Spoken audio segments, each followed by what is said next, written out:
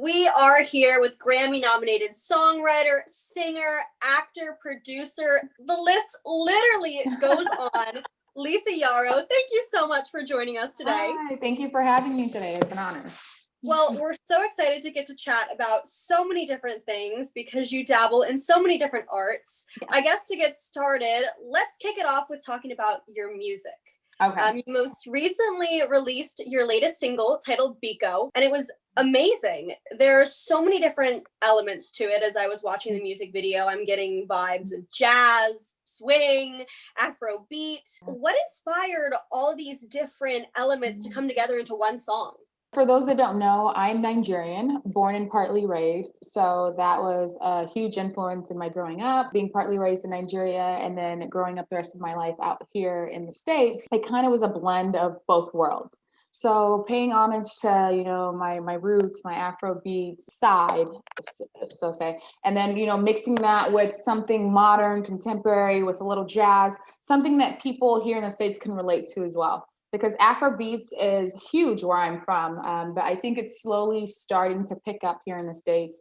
UK, it's a huge market out there as well. I think internationally it's more so known, but it's making its way down here. So I think that's my introduction for it. Besides your current music, you have some new music coming out in 2021. What can you tell me about your upcoming projects? So my upcoming projects, I think what people should look out for is I'm trying to display versatility. Each song, each video is going to give you a different side of me, a different layer, and it's not a one-trick pony kind of show. So the next song is titled Domitila, and it's a known movie, a known Nigerian movie that we're trying to take a spin on and send out a positive message just on women in general and perceptions of often how people perceive people in society, and what you see may not always be what it is. That video's it's edgy, it's a little different from Biko, so I'm excited to see what the viewers are going to think when they actually see it. Well, I'm excited to see it. If it is any like Biko, I'm sure it is going to be absolutely incredible. Thank you. In the music industry, you have worked with so many music stars, from will.i.am to LaToya Luckett. What is another dream artist to work with? It will definitely be Sade. I'm not sure if she's currently doing any music, but that's by far one of my favorite artists. Grew up listening to her, and definitely Sade. So Sade, if you ever see this interview, watch it. We're putting it out there, please. She wants to put it in the universe. Incredible. We are putting it out there. We're speaking. Yeah.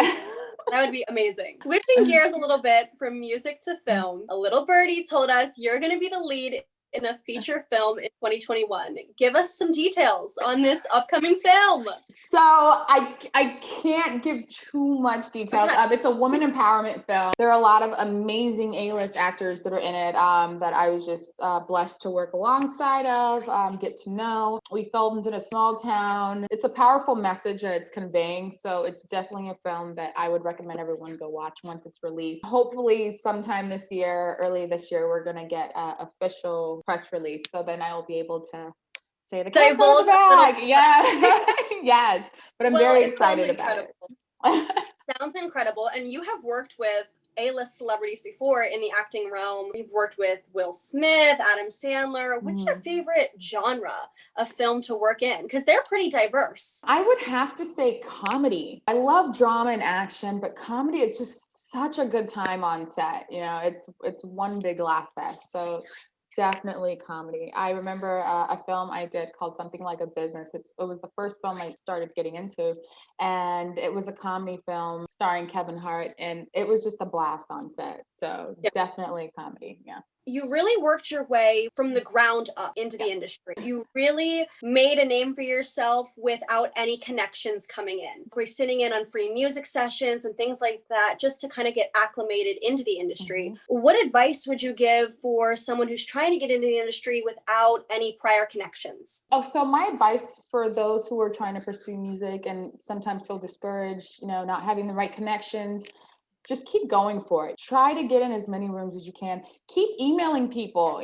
When I first started, it was a long shot. Some of these producers, I'm like, hi, I'm a writer. I would love to come in and sit in on a session, or I'd love to come in and write with you. And some said no. Hey, that's the nature of the game. But some said yes. And from those yeses, I got some amazing opportunities. One of the opportunities was with Young Yanni, which is an amazing producer. And, I got called in for a session with Maya. I was like, oh my gosh, okay, this is great. So I ended up going in the session. And at this point in my career, oftentimes you go in a session, you never know what's really going to transpire from that session, because you can write a great song, the label doesn't like it, but the artist likes it, and the song's shelved.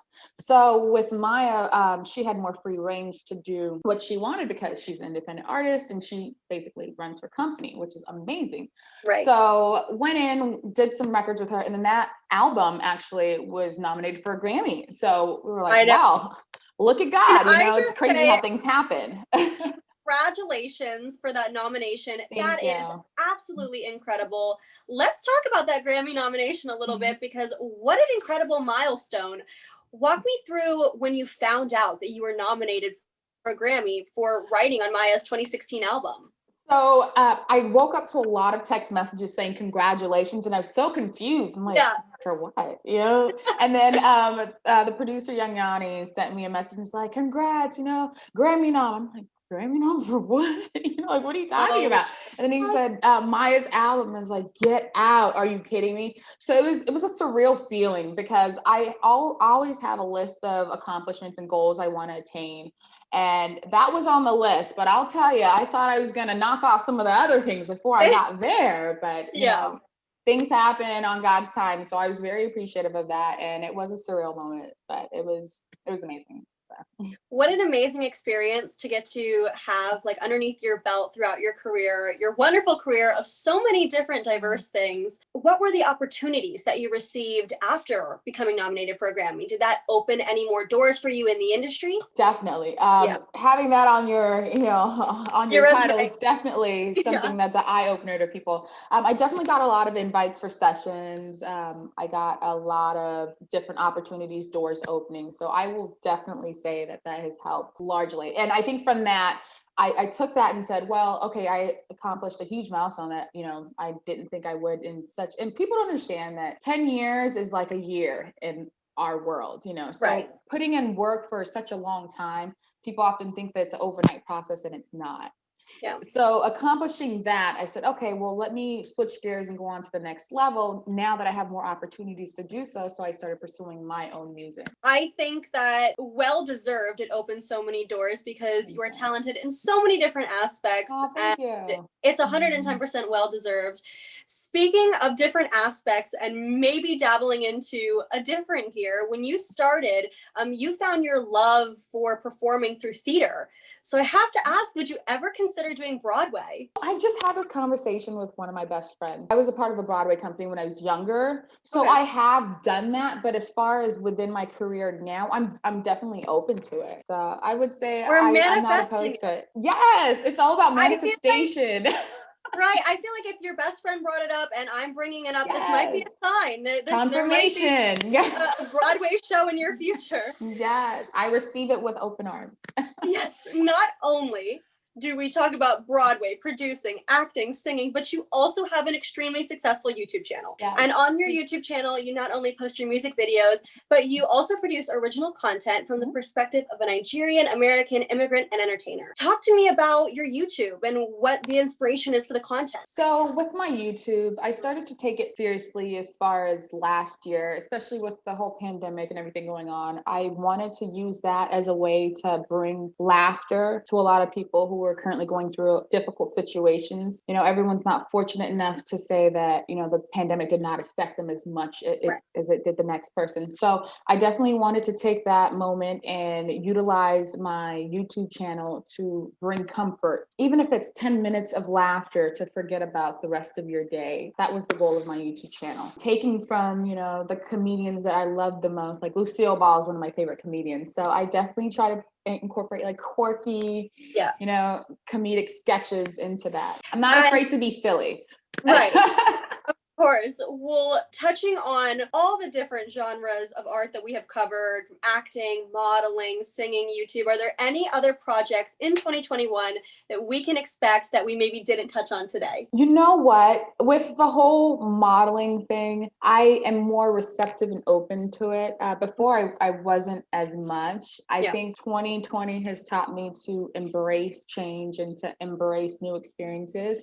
So I've definitely been receiving a lot of new opportunities within that field. I did model when I was younger, and then I just kind of switched gears. But I used to always say when someone like, "Oh, wow, you're so pretty, do you model?" I'm like, "No, I'm not a model, I'm a writer." I wanted to be taken seriously as a writer, and I've learned that it's okay to have more than one talent. If God blesses you with more than one talent, it's okay to showcase that and utilize that, because you only live once. And what good is it of having various talents if you only show one? So I'm learning to embrace and be open to new opportunities. So that's definitely something that I've been dabbling in, and you'll see more. Speaking of you having many talents, we'll always love to end with 3 fun questions. And the 3 that I have picked out for you discuss some more of your many talents.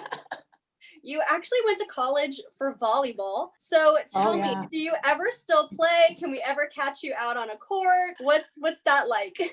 So I used to play when I had the time to. I used to play beach volleyball, and I used to do co-ed volleyball with some of my old college teammates. But fun fact, I was supposed to go play overseas after my senior year in college, but then I tore my ACL in championships and shattered my meniscus. Yes.